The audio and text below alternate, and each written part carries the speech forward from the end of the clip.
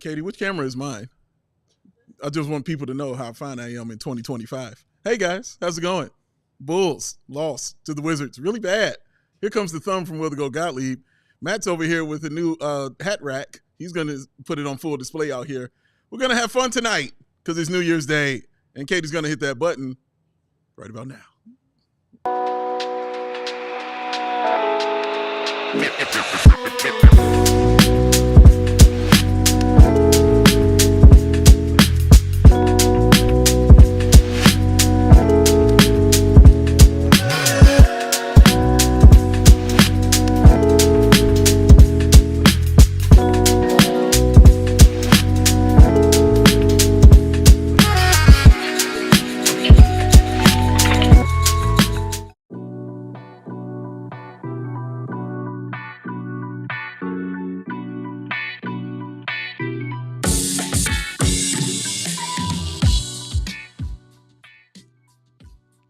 Oh, goodness. What's going on, Bulls Nation? Happy New Year! Woo! Welcome in to CHGO Bulls postgame, coming to you live from our studios here in West Loop, downtown Chicago. I'm Peck, Bulls_Peck. That is Big Dave. Bow! Bow!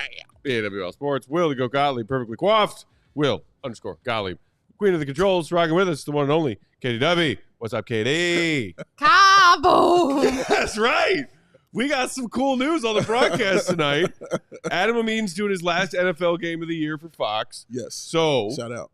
Neil Funk, the legend himself, baptized, will be calling the game the next time the Bulls take their home court, which is what? Oh, that's right. Oh. Saturday, January 4th. I think something's happening that night. In a couple of days. Boom. Derrick Rose night. Yeah. That's right. We're going to get some I thought she was going to drop the air right there. It would have been perfect right there. Oh, Lordy. That's cool. Really cool. Love always Neil Funk. Always. But yeah, so tonight, less love. The Bulls lost to the Wizards 125-107. Wizards. As Katie said, new year, same old Bulls. Yeah. We saw this team get wins over the defending champion Celtics and the now resurgent Milwaukee Bucks in the span of a few days in the last week of December. Mm-hmm. And then it's like, okay, Jan 1. How about a loss to the Wizards? Come on. We can beat anybody. We can lose to anybody. And they keep on proving it, Dave. Yeah, it's who they are. They just, it looked like they kicked it yesterday. Honestly, that's what it looked like. It looked like a team that kind of kicked it and hung out. Sans Lonzo, who was playing this is the hardest I had seen Lonzo Ball play. Mm-hmm. Not because he's not a guy that doesn't want to play hard. It's just I'm sure he was leery about his knee and just taking it easy. But he really was out there, man, like just going for loose balls. Trying to get all the steals, all the rebounds. He really tried his best out there. That was a really tough game for him. And I mean tough in a really kind way when I say that. So I like seeing that for Lonzo Ball. Mm-hmm. I like seeing the 32 points from the attackery of young Zachary. That was awesome. I think Vooch also had another double-double with 6 assists as well. So that's good. I'm not concerned about I talked to you guys about this off the show, about Vooch's numbers scoring-wise, because he hasn't had 20 points in his last 7 of his last 9. He hasn't had 20 points, and I guess now 7 of his last 10. And, yeah, I just found that interesting, but I don't think it's something to be like, oh, my God, he's falling off or anything like that. But everyone else, and Kobe, I thought Kobe was pretty solid too. He was solid. 17 points, 6 assists. The shooting was a little bit better for Kobe. 5 of 11, 45%, 2 of 6 from the 3-point line. It wasn't just like, oh my God, Kobe, what are you doing out also there? 5 of 5 at the free throw line. Yeah. I thought it was solid. But Patrick Williams, 7 points. He had 5 points in the first quarter and finished with 7. So congratulations with that. He exceeded my prediction. After he got those quick 5 points, you said, how many does he finish with? I said 5. Yes. He got 7. He got 7 because he scored in the fourth quarter when the game was over on a layup. So good for him. Josh Giddey, a tough shoot. Josh Giddey had a tough game. He definitely had a tough game. And this is honestly something I like about Josh Giddey. When he has a tough game, he kind of wears it. Oh, he's got no poker face. Yeah, man, at all, bro. Like when he's not having a good game, he's not. He is not happy when he is playing well, man. So, he just had a really tough game, man. I'm gonna give him some grace on that one. 6 points, 7 rebounds, 2 assists. He was out there trying the best he could. But he just had a tough one, man. It was a -17. I think Kobe was a -19 as well. But yeah, if Lonzo Ball is your biggest highlight and he's got 5 points, then I think, Will, you're going to be losing by double digits. Yeah, I'm glad you brought Lonzo back up because I wanted to follow up on something that you said about him before, which was that his effort that he was playing with was like really noticeable. I mean, he looked like Caruso out there, diving on the floor, like putting his body at risk, which is always a little bit scary for a guy like Lonzo who's dealt with so much. But I think he was trying to give the Bulls a spark because to me, this was the first game that they've played this year where they just looked like they weren't, like the effort wasn't there. And we've talked about this before where like, to me, I don't really like to talk about effort because that's like, this is the job. If you're in the NBA, you come to work and you try hard. Like that's the very bare minimum. And so like trying to like litigate who is trying and who is not, who is giving effort and who is not, to me is just like kind of a non-starter. But this, and to the Bulls' credit, they've done a really good job this year of buying in, committing to a certain style of play and executing to it, playing fast, getting up and down, shooting a ton of threes.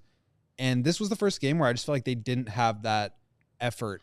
And part of that was the missed threes. And I think that bled into the way that they defended, which was pretty much not at all. But yeah, 14 of 47 from three, 29.8% compared to the Wizards who went 17 of 36, 47%. So even though the makes were relatively close, you know, when you shoot 30% and half of your shots are threes, it's hard to overcome that, especially when the fouls are relatively similar, when the offensive rebounds are relatively similar, and when the turnovers are relatively similar. So those all kind of coalesce into what I thought was one of the not like worst performances of the year. It was obviously like a bad outcome, but like to me, this was the first time that the lack of effort was very noticeable to me. Yeah, if you're upsetting Will with effort, I mean, it's not like upsetting, but it was just like surprising to see because they have been so good at that. I mean, we've been sitting here talking about they're winning too many games. This is the kind of Bulls team that I thought that would show up this year. Yeah. When I predicted for 27 wins, like this is what I expected to see. And like I said, to their credit, they have way outperformed that. They've been way better than that. And I'm the first one to admit it. But this was the first game where it was like, wow, this is kind of what I actually thought they would look like. I don't know, man. We was over there flipping tables and stuff, bro. When it came to that effort. Couches. I think we expected that kind of defensive performance throughout this season. Maybe not every night. Maybe some nights better than others. And I think tonight's defensive effort was particularly bad for a bad defensive team. Yeah. But I think it was Paul in the comments. Shout out to everybody hanging out with us on YouTube. Hit the like button. Saying more turnovers than a cake shop. That was like the double whammy for the Bulls tonight. They turned the ball over 20 times on a night when their three-point shots are falling, and their defense was like, here's the rim. Would you like the basket? Like, how many – my God, every other time I blinked, I saw the Wizards grabbing an offensive rebound. Certainly at least felt like that. Second chance points. The Bulls were sloppy with the ball all night, and it wasn't one culprit. Like you mentioned true. Kobe's game and Giddey's game, Dave. Kobe had 4 turnovers. Giddey had 5. Zach had 3. Pat had 2. Dalen had 2 off the bench. Like, it was just sloppy bad everywhere on both sides of the ball. And I mean, we've seen this team we've watched this team play some pretty terrible defense all season. But I mean, some of the people just falling asleep in transition, falling asleep on baseline cuts or backdoor cuts, or like, wow, that was some of the worst defense I've ever seen. Yeah, they definitely Bravo, Bulls. You impressed me with the level of bad on your defensive effort tonight. Yeah, and against the Zards. The Zards. And, yeah, like, those cuts were killing them, Matt. You're absolutely right. Those baseline cuts, they were just cutting to the rim. There was one play where they did everything right, the Wizards did, and made the perfect passes and the perfect cuts, and the only reason it didn't count is because there was no more time on the shot clock. And they're over there celebrating. But I'm just saying they had enough time to do all of that and make these perfect plays, even though it still didn't count. They continued to do that all game long against the Bulls. Even when the Bulls went zone, they really started exploiting them, you know what I mean, when that happened. Because when you're trying to change up your defense, and this isn't a diss towards Billy. This is more of a diss towards the bad defense.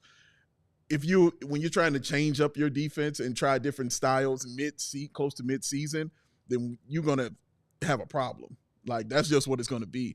I haven't seen the Bulls play a lot of zone at all, but when he switched that up, made that decision, it was like, barbecue chicken, as Shaq might say, because you're learning something new from a team who doesn't do it well. So you're asking them to go out there and do this new style that we don't really do out here and say, all right, let's see what you guys can do. Well, the 8,000-0 run is what you're going to get off of something like that usually. And you saw that. The Bulls definitely struggled, and the Wizards capitalized. The three-point shooting definitely helped. They were on fire from three from the start. It reminded me, I was thinking about last game they played in Washington, because that's how the Wizards started the game. Mm-hmm. If you remember, they went up pretty big on the Bulls early on in that first quarter, but the Bulls brought it back down, and they had some really good shooting. Zach tried his best. He went on like a 10-0 run by himself to get the Bulls back in that second quarter. But outside of Zach, he really didn't have any help from the three-point line from anybody else on the Bulls. So all the toughness and effort and grit in the world isn't going to, amount to a lot if you can't hit these shots. Those are compliment things. That's not your lead. Your lead, you have to get buckets, and you got to score, man. So, yeah, they struggle, bro. People in the comments talking about Billy and maybe putting this one on him. Shout out to Jason Ashland. Always a pleasure to see you in the chat. Saying, I don't ever see Billy Donovan making adjustments when the Bulls can't hit a three. You can't just keep chucking them up, especially against teams you should beat. Well, regardless of opponent, the Bulls have a offensive game plan, and they are sticking to it. And you can say, let's just dump the ball into Vooch every possession. Like, what do you want them to do instead? Simple game. Instead of yelling about what they're not doing, tell me what you would prefer. It sounds like you would prefer them to, if their shots aren't falling from outside, take fewer of them and go inside. Okay. But there is, I saw, if you are angry at Billy tonight, this is from Casey, who's Casey Johnson out there covering this game in D.C. Billy Donovan took some ownership of this loss. He said he looked back at off day and readiness level from film study and game plan perspective. Also, Billy confirmed that they did not hold shoot around today, which they usually do on game days, and had a film and walkthrough session at the team hotel instead of shoot around. Mm-hmm. So maybe that is partly responsible or partly to blame for how flat the Bulls look tonight. And if you wanted Billy to take ownership of it, there you go. He just did. Juan Miller saying in the comments, I'd rather a hard coach keeping the players accountable than having a player-friendly coach. Billy does not keep them accountable, nor does he have them ready before the game. Like, I mean, they're overachieving. Yeah. Go ahead, Will. They're overachieving. It was a bad game. It's a dud game. Dud games happen. They played a bad game. Especially when, like, your identity is to shoot a lot of threes. And, like, we've talked about this a bunch before, where I think there's a sentiment of, like, the adjustments, right? Like, if the threes aren't falling, you have to go to something else. And, like, from Billy's perspective,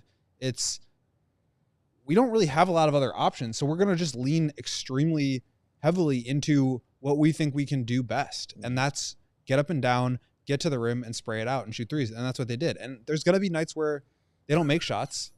Tonight is a perfect example, but that doesn't mean you throw away your identity because it's not going your way. And I think it's a fine line. Like, I do see both sides of that, but I agree. It's like, so you want to just, like, abandon the entire identity of this team and, like, throw it to Vooch in the post and, like, watch him dribble it 4, 5, 6, 7, 8 times and then throw up a hook shot. Like, that's not really how this team was built. And I think it's a very fine line to, like I said, abandon the game plan, abandon your identity because things aren't going your way. And, like, okay, maybe we could have a discussion about, are there too many threes?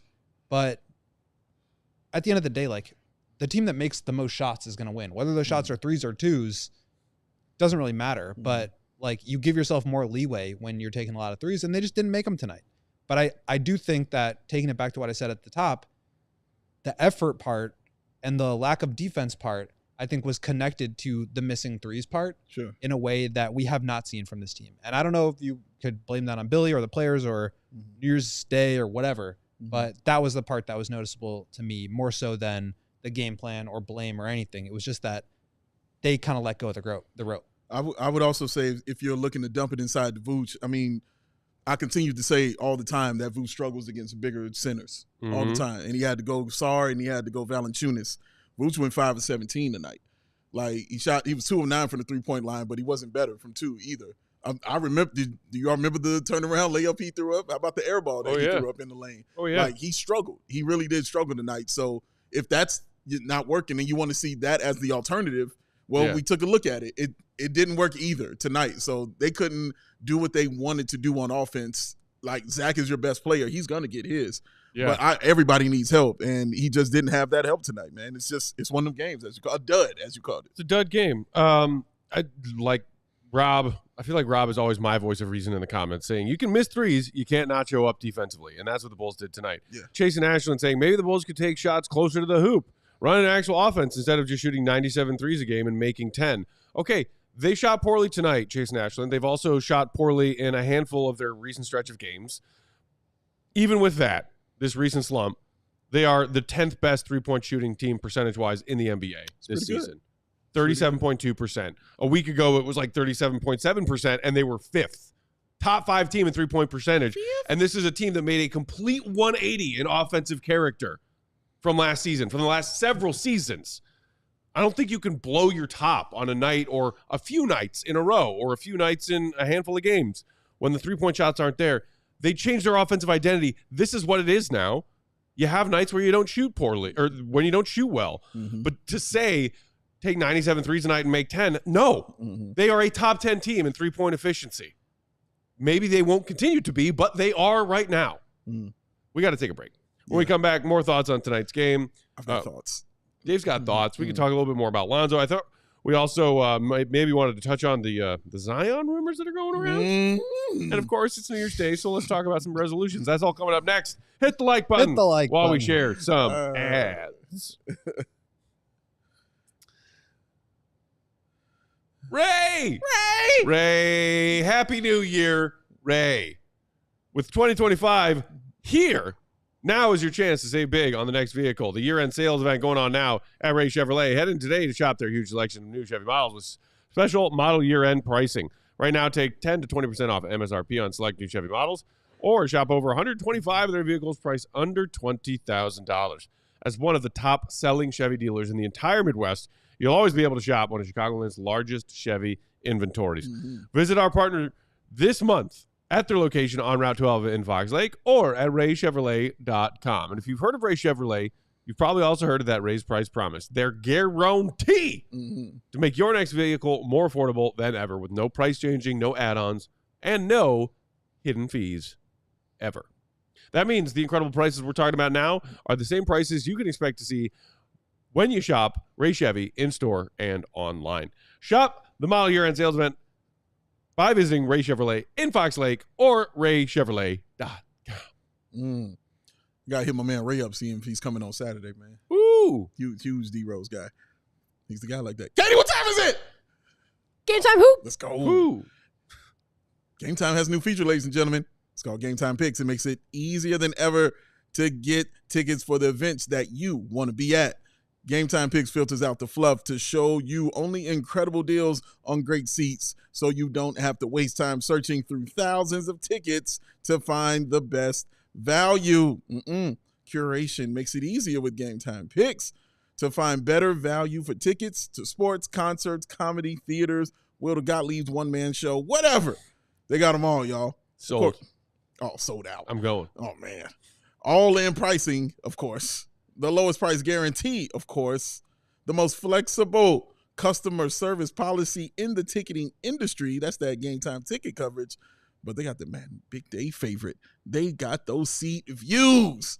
Where we sitting? When we go watch Will's one-man show, we got to know where we at. Got to know. I got to know, man. How many people can I bring? I know it's not going to be a lot. This is the hottest ticket in town. Take the guesswork out of buying those tickets with Game Time. Download the Game Time app, create an account, and use that code CHGO. Get yourself $20 off your first purchase. Terms apply.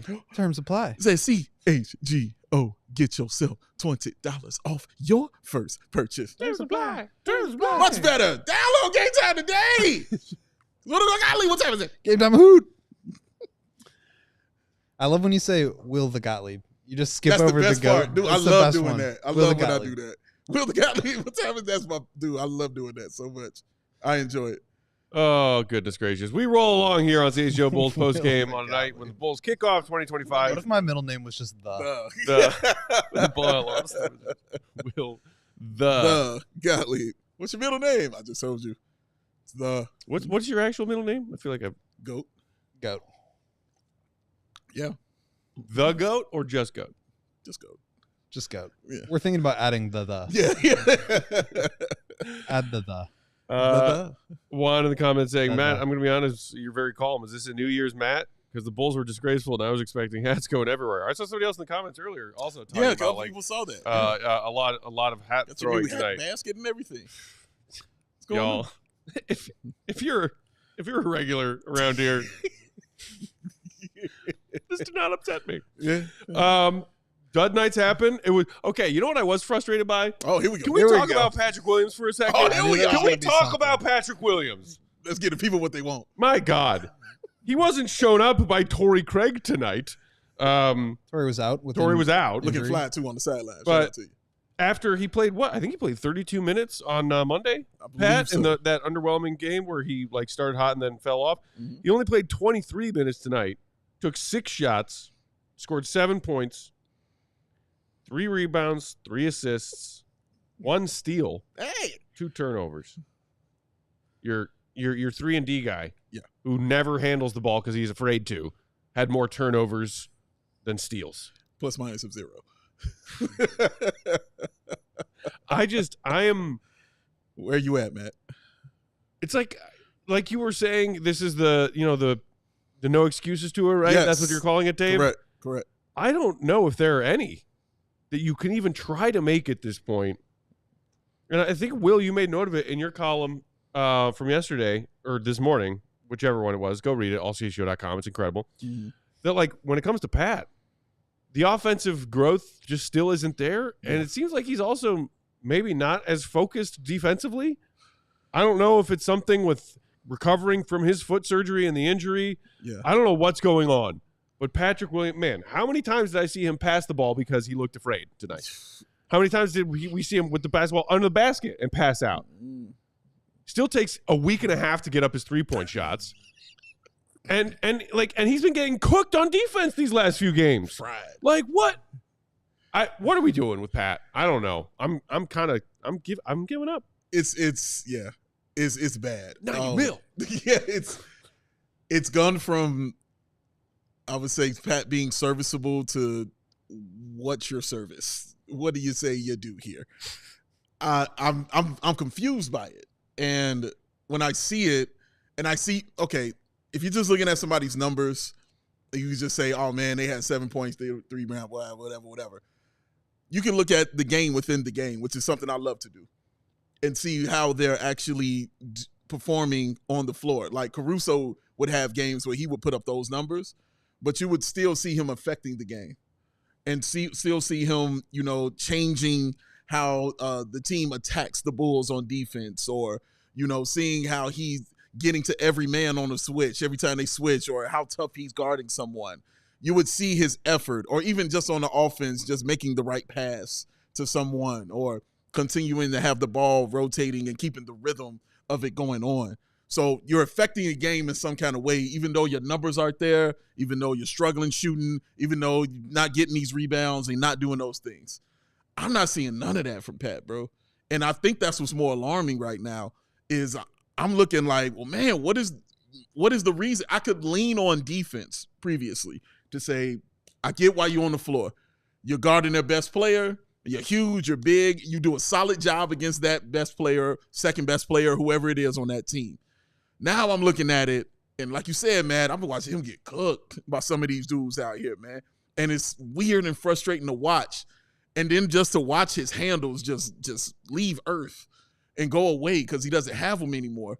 And the turnovers that he makes, he just looks very lost out there on the floor sometimes. And it's gotten past the point of upsetting. It's to the point of just, okay, this is what it is, And when and you were saying people were trying to argue with us about our feelings, about Patrick, I hope y'all have been watching the show, for the past couple of years, because nobody was defending him more than me. Like, I was on the Patrick Williams train, bro. Like, that was what it was about. It doesn't bring me any pleasure to sit here and say these things about Patrick, man. But I'm not going to lie. I'm not going to sit here and lie to you about what's going on out there on the floor, and don't lie to yourself about what's going on out there on the floor. 7 points and 3 rebounds as a consistency isn't good enough. 10 points, I think that's what he's averaging right now, and 3 or 4 rebounds ain't good enough. The 40% from 3 is cool, but when you're only doing 2 or 3 attempts, not good enough. And then when you are a guy who disappears on defense, when that is supposed to be your calling card right there, it's just not good enough, man. That's what the No Excuses Tour is. It's not accepting all of that and saying, no, dude, you need to be better. And it hasn't been. It just simply hasn't been this season for Patrick, whether it's the 20-point game thing or whether it's, getting 5 or whatever you want to look at. I can't look and say this has been really good for Patrick right here. I can't say it. I like the just completely random spin of positivity from Dr. Professor in the comments who said, at least the Bulls never paid Tyrus Thomas. There you go. There's a bright side when we're talking about the underwhelming performances of Pat. I mean, what are you making of this? I get the no excuses thing, and I think that's fair. I mean, this is his 5th year in the league. I will say, though, that with the foot injury impacting his offseason, not being able to play 5-on-5 until training camp, and then taking on a bunch of minutes, and then having to sit out for another 10 games, like the conditioning is going to be an issue. The athleticism, I think, is just probably not where it used to be. Sure. So those things I think do count for something, but I mean, there just hasn't been like any growth. And we can talk about like the particulars of his defense not being quite the same. This year, the Bulls are 2.5 points per possession, per 100 possessions better with him off the floor defensively, whereas in the past it's been about even. So he's not like contributing. His defensive EPM is in the negatives. It's the worst since his rookie year. So I just don't think he's awesome. I don't think he's been as impactful. You saw in the last game where he gave up the 3 to Miles Bridges at the end of regulation. Cooked. I'm not gonna like sit here and say like I think Patrick is like cooked as a defensive player. I think that's the part where, to me, like the foot and the rehab and the conditioning, I think once he gets that back to where it is, that's where you can make more of a real evaluation of his improvement or lack thereof. Okay. But the offensive side has been disappointing. I mean, I always thought that like the DeMar was taken away from Patrick narrative was like pretty silly, because like when you look at the way that defenses bent to DeMar and what that opened up for guys like Kobe, I mean, we saw guys have really successful offensive years next to DeMar. Yeah. So why couldn't that have been true for Patrick? But at the same point, there's less oxygen in the room, so to speak, where you just don't have as many dribbles. And I think Patrick's a guy who wants the ball in his hands a little bit more, who feels more comfortable creating offense with the ball in his hands. That's why you see the pull-up jumper at the elbow or the free throw line, and less of the getting all the way to the rim. And so why does he throw that ball like a freaking hot potato? Well, and that's my point, is like to not see any of that when there is more opportunity. That's what's been disappointing, is like now there's no more excuses about that, right? Like I didn't buy the DeMar thing, but I do think that, okay, there's a faster pace. There's more passes. There's more movement. There's more opportunities to attack closeouts. Like, are you going to take advantage of that? And he hasn't. Yeah. And like, I think like the $90 million thing, I can understand why people would be frustrated about that. I don't necessarily think that $18 million a year, I mean, it's like he's not producing at that level right now, but I don't think he necessarily needs to today in order to like make that contract worth it. I think the bet is at some point before the end of that contract, is he exceeding $18 million worth of production on a per year basis? And I think the answer is still up in the air. But what we're seeing right now is him not meeting that. And so I totally understand the frustration. He has not been good enough. Obviously, you want to give him more time just because of all the stuff that we talked about with the injuries and recovery and rehab and conditioning. But like what we have seen, like there's no way to spin that positively. It just hasn't been good enough. Yeah, well, here's what I'll say to the injuries. And I'm not trying to crap on what you're saying, but while you're saying that, the only person I'm thinking about is Lonzo Ball. And I'm like, I watched this dude not play basketball for about 2-3 years and still come in and contribute and still look functional and still do not. And again, you can tell he can't do the same things he always could do, but I don't question what he's doing on the basketball court.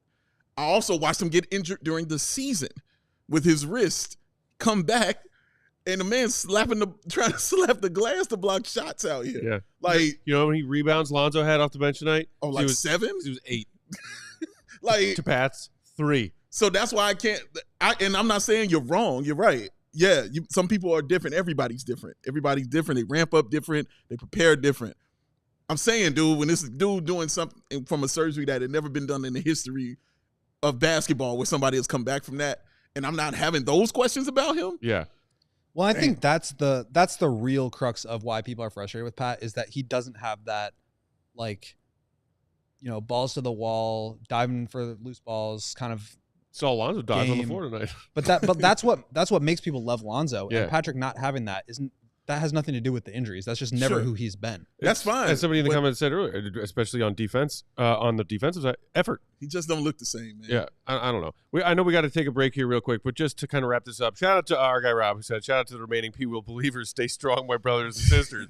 And Jake Pollock bringing up, agreeing with this to an extent, but I also think a consistent problem with how the Bulls have used power forwards in the Billy Donovan era. Lowry, Pat, now Modest, all parked in the corner.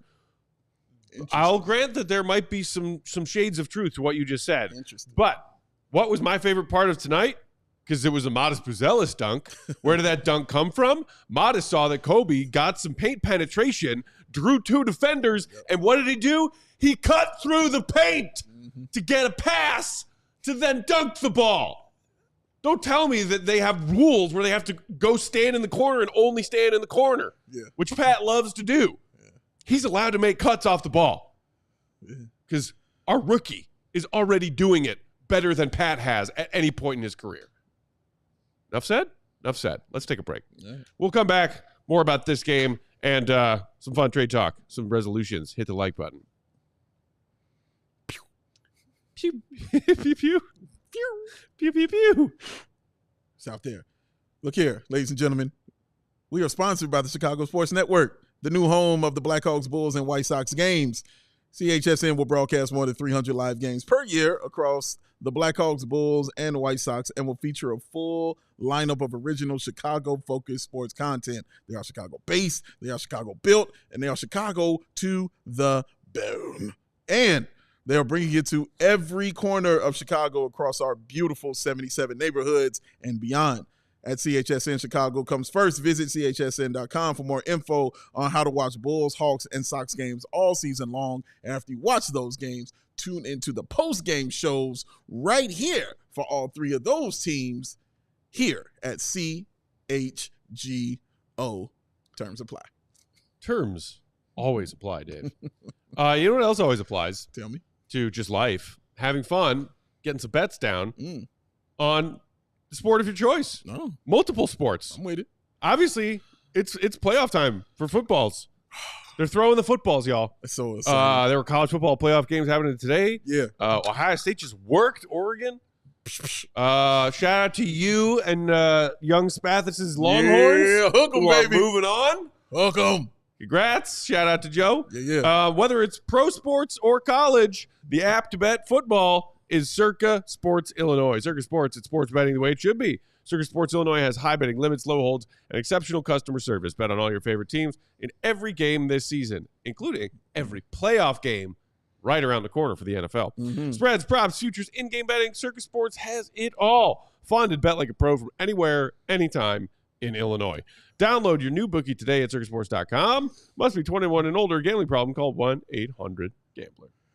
Yo, What are you laughing at? Oh, well, Michael K said some players get attacked and it energizes them. Instead, Pat goes to the ref and apologizes. Yeah, I saw that as we were going to our ad break, and I was going to come back to it. Yeah. He went and apologized. I didn't see that part. But after getting attacked because he chucked the ball down to the other side of the court? He did. He chucked it, and I guess he said, my bad.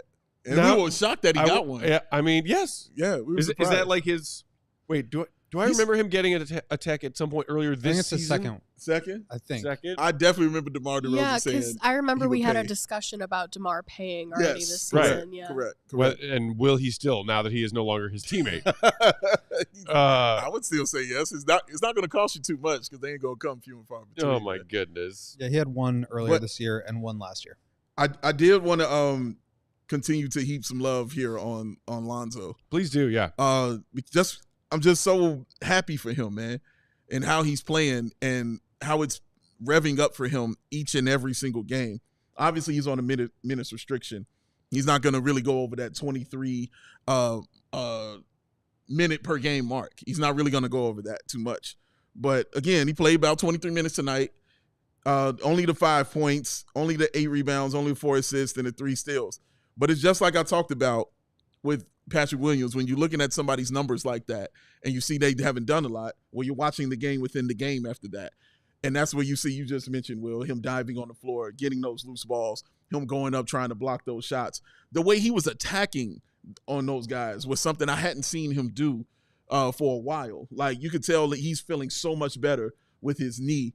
The one steal he got after Dalen was guarding Jordan Poole, and he tries to pass it, and you see Lonzo tip it away. Dalen get it to him. He goes up and he dunks it.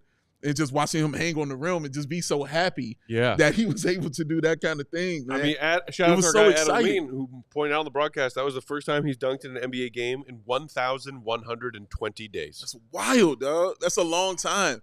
Dude's got his bounce back. Yeah, man. He's doing it right. Yeah, he's doing it right. Like, he's taking his time getting up to those, because you'll see games, Will, I don't know if you see it too, but you'll see games where he's just literally working on stuff. Like, you'll see games where he's like, you know what? I'm not going to go inside too much. I'm going to shoot this 3. I want to see if my 3 is working today. You know what? I'm going to go inside and I'm going to play a little bit more defense, a little more help defense inside today on this one. You know what? I'm going to be trying to be more in transition, trying to get guys the ball out there, because he wants to put it all together. And today you saw him try to put it all together. Again, the alley-oop he threw to Zach LaVine, man. You know what I mean? Yeah. That's the stuff we like seeing. I mean, the fact he had 3 steals was awesome. So, no, Lonzo – and one block, the block he had that they gave him, because we don't know why. But the scorebook said it count. So that's what excites me about Lonzo, is even though the shooting isn't there yet, he still is affecting the game off the bench, and guys just really enjoy playing with him, and he's playing faster. Like, that's what I'm noticing, Will. It's like every game he's starting to speed up and play the game much faster and be more physical when he's out there on the floor. And that's great to see. And that's kind of what I was saying earlier, is like, he understands what the game needs from him in a way that, like, yeah, maybe like other players can like feel that, or like, understand the pace of the game, but like they don't have necessarily all the skills required to be able to like adjust and impact that whatever it is that the game needs from him. And so, like I said earlier, there was not a lot of people making like effort plays, and Lonzo came in and did that. Yeah. There were not a lot of people like actually pushing the pace, and I think you really feel Ayo's absence on makes and misses, where he's not getting you those 6 easy points just on beating the other team down the other side of the court, and Lonzo did that a couple times. So that's what I think has always been a great thing about Lonzo to me, is that he can affect the game in so many different ways. And not only that, with his basketball IQ, he understands which he needs to like ratchet up the most in order to impact the game and just help his team get back. And you saw the Bulls try to make a couple of runs in the second and fourth quarter. They just didn't have enough. And like we said, that's just going to happen at times. Yeah. But for Lonzo to be able to like come in, and you could tell like the jump shot, 1 of 6 on threes. He was talking about this earlier, that like last game, I believe, was the first time he really felt pain-free with the wrist. And so I think he's still working on getting his shot all the way back, but like he impacts the game in so many different ways. And especially on a night where there just wasn't that same spark from the rest of the group, for him to do all of that stuff, I think really stood out. Yeah, I agree. People wondering whether or not the Bulls might be shopping Lonzo. I think Cali reported that they are, taking calls on him if anybody's calling and looking for a couple of second rounders. Yeah. And maybe there's some skepticism because of maybe the injury, or just because a lot of teams looking to add are tight, and we've seen some of these early trades go down, and you're getting players who are maybe a bit more productive than Lonzo is this season, only getting you a second round pick here or there. In the meantime, if he finishes out this season as a Bull, this is the 4th and final year of his deal. I got to say, I enjoy watching Lonzo Ball play basketball. Yeah, I'm glad that we can do it again. He certainly was out there giving some effort tonight, which when you look around and certainly see like a large section of your collective players are not giving the proper amount of effort, the ones who are stand out, and that was Lonzo tonight. Yeah, so trade him, don't trade him, I don't care. I like watching Lonzo play, because he clearly is so passionately happy to be out there playing again. You can tell. You can tell, bro. You can see it. Like he was diving on the floor for loose balls. Like that Chester cat grin across his face when he made that. Like he's just so excited to be out there to be able to do these things. And and I like how he's taking it. That you can see him taking it step by step by step. You know, can I run? You know, can I do this for this long? How many times can I get this shot off before I get tired? Like you see him thinking and doing those things during the game because you know he's planning on putting everything together. And this is what you kind of saw tonight was him trying to put everything together. It's going to click and he's going to have that game where he's going to get like 20, you know what I'm saying, 8 and like 9 assists. Like it's going to happen for him because that's where he's headed. Yeah. And that's what he is going to do. So yeah, I'm just happy for him, bro. I'm really happy. And you're right. I love watching him play. Alexander in the comments asking, what would the Bulls do with 2 second-rounders for crying out loud? Get Julian Phillips? I mean, theoretically, you can use them in a variety of ways. You can use them to draft people in the second round of the NBA draft. It's a thing. Julian Phillips. Ayo Dosunmu. Yeah. Hello? He's a thing. Hey, shout out City Fent from the other night. Nikola Jokic, second-round pick. Boom. Perennial MVP. Yeah, so there's that. You can also use them in subsequent trades if you had the confidence and capacity to do such a thing. Yeah. That might not be the case for our beloved Bulls, but second-round picks are not void of value. They have value if you know how to use them right. I think you're seeing that on the trade market this year. So, like, if you look at, like, historically the value of second-round picks, usually, like, in the Garpax era, they were not super valuable, right? Like, you would sell them for a few $1,000,000. You could trade for them pretty easily. Boom. But that Jordan and like but there's value in that to the organization. It's just not in the form of like putting rosters together, right? Yes. Yeah, I hear you. But now you're starting to see trades with 5 second-round picks going to a team, and that functionally being the equivalent of 1 first-round pick. Correct. And so you may not value it that way, but if somebody else does, and there's precedent for that, then it's valuable to collect 5 second-round picks so you can trade them into the first round. The Oklahoma City Thunder did that this year to draft, I believe, 22nd or 21st, 23rd maybe. I don't know. They moved it into the first round with 5 second-round picks, and there's value in that. And then you see a marketplace where there's just not a lot of first-round picks for sale right now. And if you are a team like the Brooklyn Nets, who's winning just a few too many games, and you've got these veterans that you got to get rid of for something, well, now you're able to get 3 second-round picks for Dennis Schroeder and 2 for Dorian Finney-Smith, or maybe it was vice versa. But like now you're a Lakers team or a Warriors team who's able to get good players for second-round picks. So they do have value, and you do need to collect them. And also, like we've seen the Bulls do this, where they trade multiple second-round picks to move into or up in the second round because they value a guy at a first-round grade. That's what we saw with Ayo and what we saw with Julian Phillips. So the idea that they don't have value, I think, is completely wrong. They don't have the same upside as a first-round pick, but collecting them is really valuable because you can turn them into a first-round pick, or you can turn them into a rotation player if you are a buyer at the deadline, because first-round picks, like I said, are just not being moved around. And so when you have a Andre Drummond situation last year where you had 2 or maybe 3 second-round picks on the table, that wouldn't have helped the Bulls go out and win a play-in game, but maybe if they had collected 2 more in addition to that, they could have been the team that traded into the first round at the draft. And like, it would have been great to have another prospect going into this year. So I think that like, there's not a lot of like home runs, and you can point to the Jokic or the Draymond Green or whatever. But at the end of the day, like, you are operating within a marketplace where those are valuable. So even if you don't find them valuable, somebody else might. And if you want to play the game where you make trades with other teams, you got to have stuff that those teams want.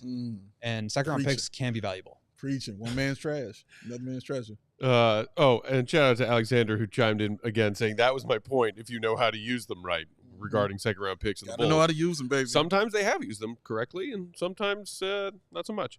All right, so with that, can we close the chapter on that trash-ass Zard's Bulls game? Shout out Zach for another good game. Hey, shout out 32 to you, points, 32 man. points ain't nothing to sneeze at, baby. The phone lines are open.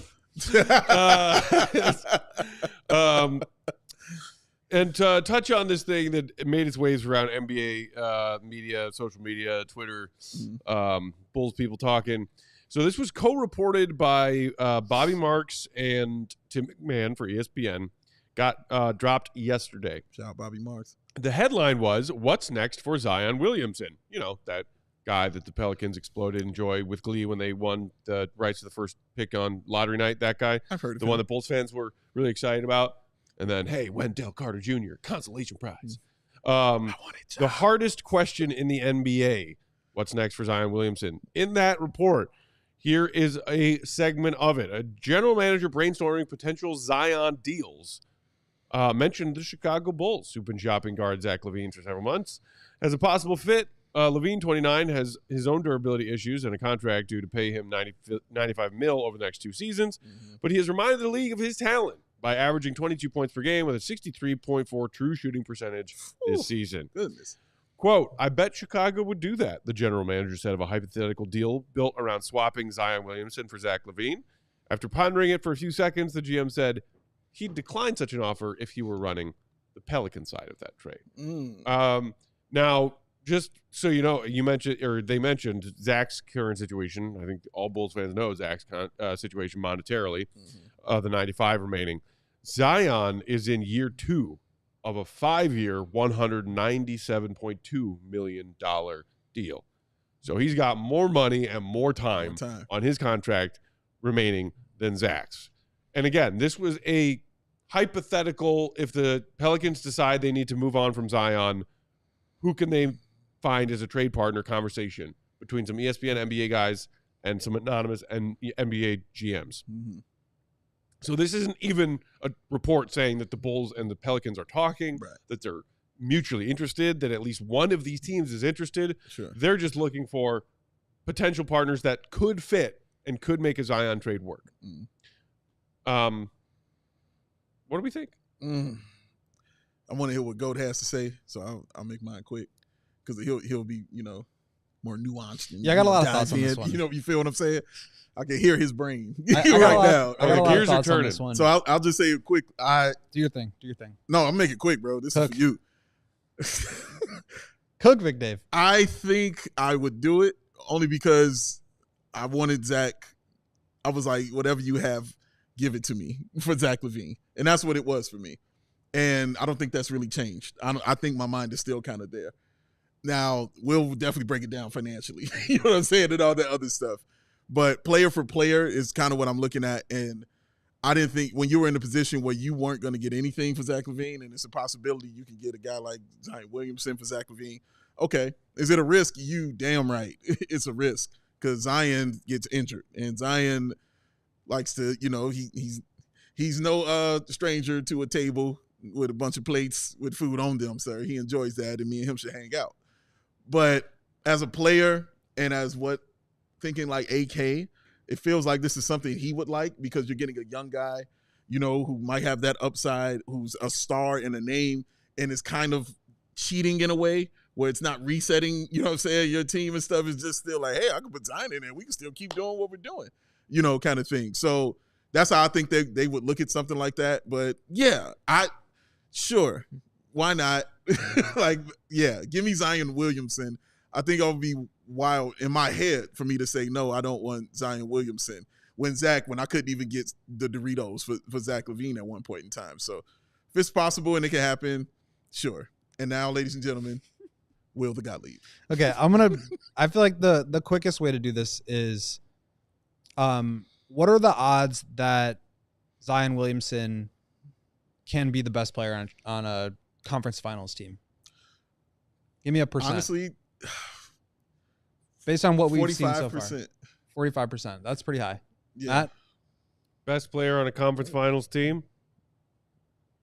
Maybe 50. It's a coin toss on whether or not he's healthy.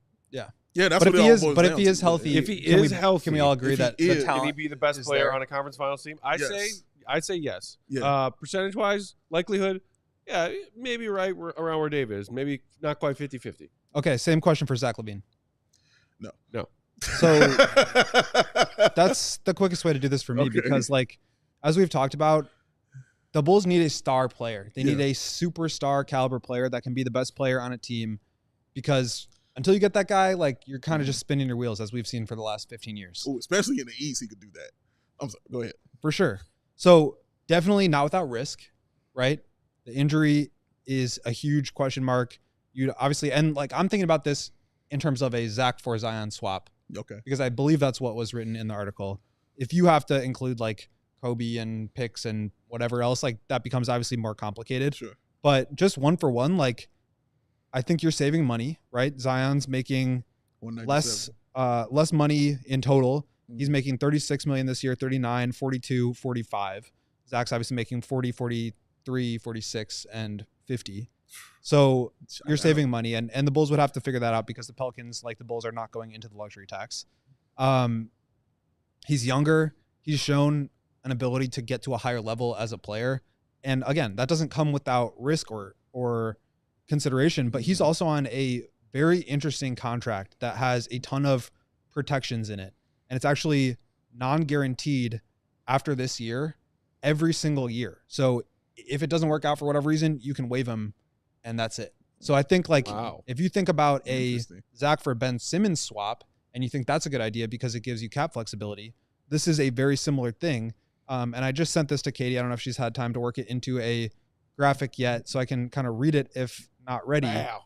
There you but go. she's a pro. So there's all these triggers basically. So 20% of his salary this year becomes guaranteed if he passes 6 weigh-ins during the season. 40% of his salary becomes guaranteed if he plays greater than or equal to 41 games during the season. An additional 20% if he plays greater than 51. So there's all these protections that the Pelicans got in this big contract because they understood the risk associated with signing this guy. There's weigh-ins. He needs to be less than 295 pounds. His body fat will be measured. If there is an injury sustained to his right foot, that triggers some things. So they did a really nice job of protecting themselves against the injury risk. And so like, to me, I would say this is a no-brainer because like you said, you want to move Zach anyway. And you need a superstar. So this is your chance to get it. And the downside risk is pretty much none because you could just waive him after the season if it's not going to work out. Now, I wouldn't do that. And I think that's the challenge of where the Pelicans are right now is obviously this guy is so talented that even though they're up against the tax, even though they don't know what they're going to do with CJ and Ingram, they can't just like waive this guy because he's too talented. So I think that's why you're starting to consider some of these trades that could be out there. And why I would not do this if I were the Pelicans, because Zach's making more money. He's older. Like he fits kind of around the Ingram. If Ingram was going to be their star and he's going to be the one with the ball, like you have more shooting off the ball. Correct. Him, CJ, DeJounte, that's a good team. But like to me, they need that star player. And like Zion's the only one in that category that can get to that point. So obviously it's a risk, but I just think it would be really interesting. I also think like he's really close with Lonzo. They had a great time playing together. You put Kobe and Ayo that's a good point. around him. Like that's fast. There's floor spacing. You can get up and down. So exciting. Giddy, I think, would be really good throwing lobs to him. Like I think it would be really fun. Yeah. And like I said, there's definitely risk. The injury is for real, but the talent is undeniable. And if he can get right physically or just like, I don't know if it's like a taking it more seriously thing or just his approach, whatever it is, I'm not sure.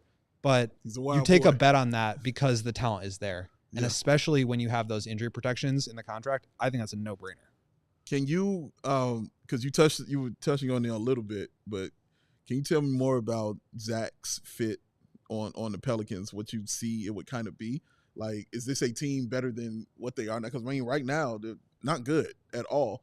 And not in removing Zion and putting Zach there, obviously your three-point shooting and things like that will improve. But one of the reasons that they aren't so good is because Zion isn't a guy who's out there. He's played 39% of all possible career NBA games so far. He's played 6 games this season. And this is a team who was really trying to win and actually trying to get there and actually had some nice pieces. When he's got 2 All-Star seasons when he's out there. I mean, that's why they got CJ McCollum in here. And he did play 70 games last season. Yep.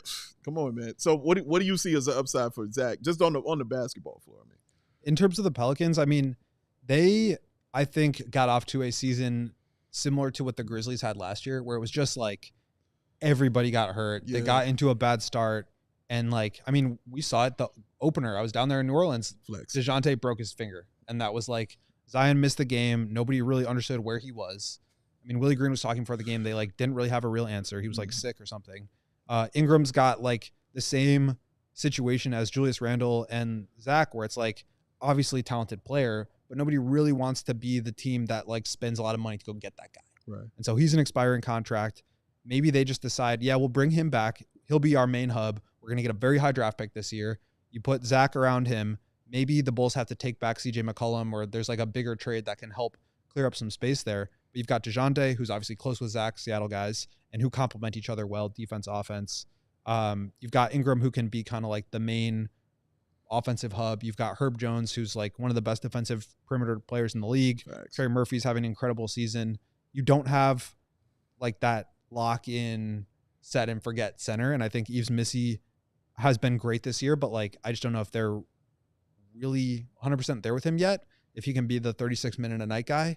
But to me, like that's a good team, and we've seen them be talented enough even without Zion, that a guy who I think is actually way more reliable in terms of injuries in Zach, who gives you that spacing that allows you to play a style that I think opens up the court a little bit more. They've got good defenders that can help him with, Herb, obviously. I think Jose Alvarado's a good defender. Like they've got guys, and they've got floor spacing, and this could be the thing that kind of helps just pull everybody out, opens up the driving lanes, makes it a little bit less clunky, because they're just in this position where it's like Ingram, Zion, both really talented with the ball in their hands, both occupy the same spaces on the court, similar to like the Vooch DeMar thing. It's like if they both want to beat the elbow, somebody's got to move. So like how do you make that work? And I think Zach opens up the floor in a way that could be really good for them. A lot of people talking about the whole like weigh-ins part of Zion's contract in the comments. Paul saying, yeah, that's a great way to get somebody to lose weight. Move him to Chicago. A lot of people talking about Zion having a Portillo's endorsement. Somebody else also said something. Where is it? Michael saying Zion versus Pat, the chicken parm eating contest. Man, Yo. I did not know about all those very specific stipulations in his contract. That you just I didn't laid out, either. Coach. But like to me, that's why Mm. like if your hope is to just get off of Zach LaVine without having to take on bad contracts, it's going to be a risk. and your goal is to try to get a star player, like this is the perfect ticket. Yeah, I agree. And like man. I think really what would happen is they would try to stick CJ on the team and then like take back Kobe too, and that's where it gets tricky to me. It's dicey. But like that's the kind of deal where I don't know, you get a shot at a star and you open up potential flexibility long term. Yeah, that's exactly what the Bulls are like desperately trying to do. Desperately. All right, guys. Before we get out of here, real quick, that's going to do it for Smart TV, Fast TV streamers. If you want to catch the bonus material, just head to allchgo.com. We'll keep it going here for a little while longer.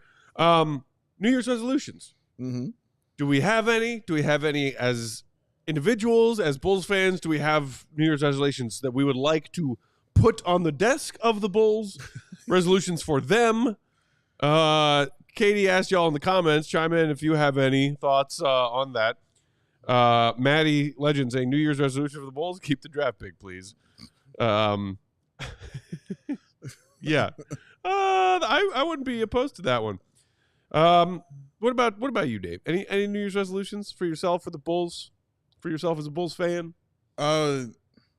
Well, Matt, like every year I do something for an entire year. Something crazy. Something insane. Like, what did you give up? Cheese one year? Like, or dairy? I gave up dairy one year. You gave up booze one year? Gave up booze one year. Gave up sugar another year.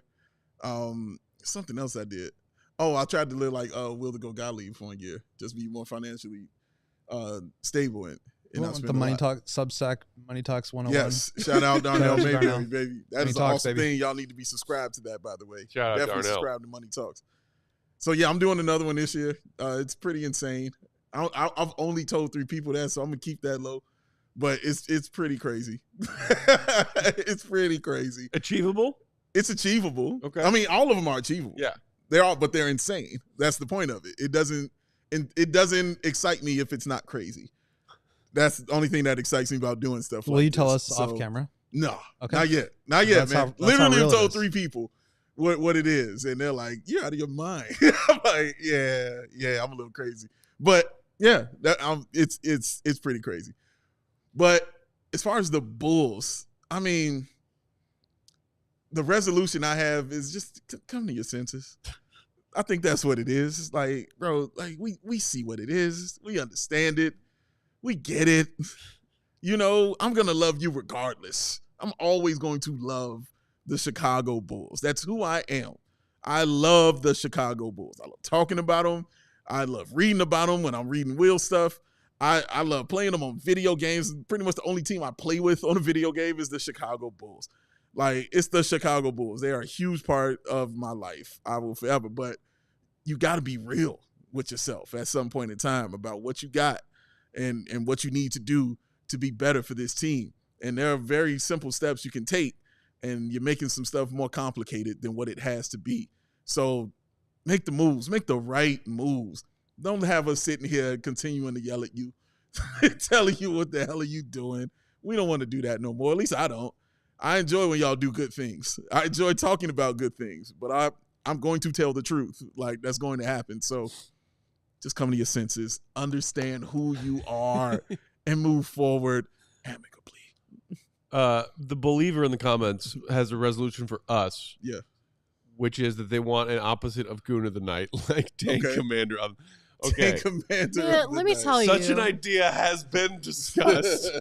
I tried to make an animation. It was shitty. Like, I did my best, and oh, I thought we just decided not to do it because it would be too mean. Well, it was both of those things. Okay. And nobody else has time to do it, so it's not. We tried. We tried.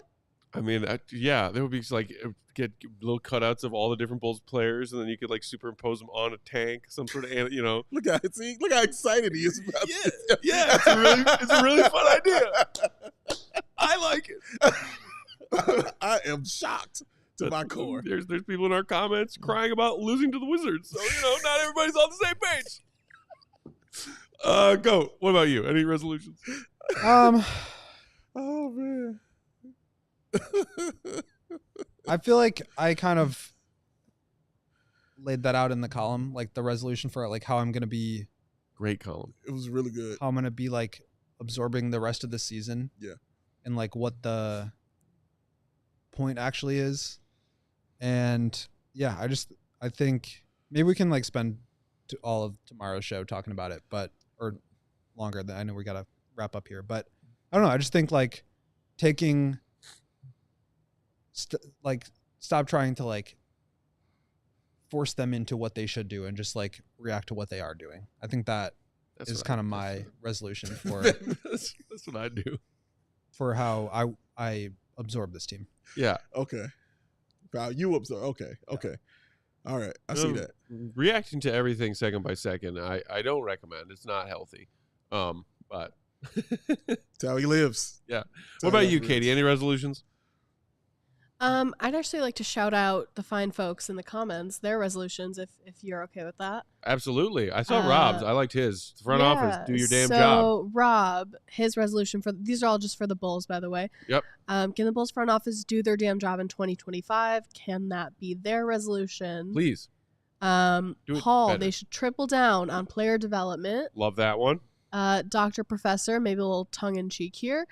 Do people not want another shot at the play-in for the Bulls resolution this year? The LOL that she maybe does. a little tongue-in-cheek. Anything but. Hannibal with my Bulls resolution is pretty simple. Just make me feel like there is some damn future. Not going to get you on that one. Sorry, Hannibal. Kimberly with the simple one. My resolution idea is transparency, vision, etc. Those sound great. I would love those, Kimberly. Tell me about etc. Would love that. I'm curious about etc. Eco Bean has my favorite one. New Year's resolution, modest scores, 15 points per game from January to April. Oh, he's got to play to do that. All right, uphill. I think he had 2 points tonight. Yeah. And Paul's second one is my second favorite. The Bulls should start every choice with what would Tibbs do? Scream? Yell? Do your job. Do your job. Yeah. My personal resolution is just to hydrate better because I'm really bad at that. So that's mine. Hydrating. Hydrating always better. important. I like Anthony's. New Year's resolution is to get CHGO to Orlando, Florida for a Bulls game. Beers on me. Shout out to you. Yeah, for real. Big shout out to you, man. We down for that. Bulls Orlando game. Shout out Anthony. I can put you in touch with the people you need to talk to get that to happen. Anthony specifically says Florida loves Matt Peck. Hey, love it back. Florida I love man. all of our fellow Bulls Nation brethren in the state of Florida. The newest Florida man over here. I just can't help it. I make fun of that state sometimes because, I mean, come on. It's kind of asking for it. But yeah, I would be opposed to a Bulls game trip down there at some point. I'm not opposed to it at all. Well, wear some sort of protective armor. Yo, son. Scuba suit. Scuba suit. Yeah. Scuba Peck? Did you have resolutions? No. Well, I guess one, just keep being awesome all the time. Loving life. It's a good one. Yeah, I got plenty of resolutions for the Bulls. You but I think- sound just like Dave. Like, that was such a Dave thing to say. This Dave? Yeah. Oh, okay. Right on. Right on. What other Dave? My brother. His brother. Oh, Brother okay. Dave, No, Big no, Dave. no, no, no. Which is also something that my brother would say, which is why I asked. Shout out, bro. Yeah, for the Bulls, like what Kimberly was saying, transparency, you know, a sense of direction somewhere. What Paul said, what Rob said. Yes to all of those things. I want all of those things as a Bulls fan. I would like it if the people running this team set those as resolutions for themselves. They probably won't. But the good news is we'll all be here anyway, regardless of what happens. That's a fact. Misery loves company. Maybe someday we will be joyous together. But in the meantime, we could be frustrated together. Bulls fall to Wizards to kick off 2025. Bulls are off tomorrow, but we will be here with the live pod at 5:30 Central to talk about a bit more of what Goat was talking about and whatever else is on y'all's minds. Join us 5:30 Central live. And then, of course, the big night coming up Saturday. D-Rose night. We'll see you there, the believer. That's right. Come on, hang out. For Will the Go Gottlieb, read his stuff, read his latest. It's incredible. Allchgo.com. Will_Gottlieb. Perfectly coiffed. Big day. Bow. BAWL Sports. Bow. I'm Bulls_Peck. We are CHGO_Bulls. Shout out to the one and only hardworking queen of the controls, Katie Dovey. Kaboom! Kaboom! Neil Funk in the house. Have a great night. Hope you all enjoyed your New Year's Eve, your festivities. Be well. We'll talk to you tomorrow. See you, Rob. Be good. Hug your families, y'all. Peace, love.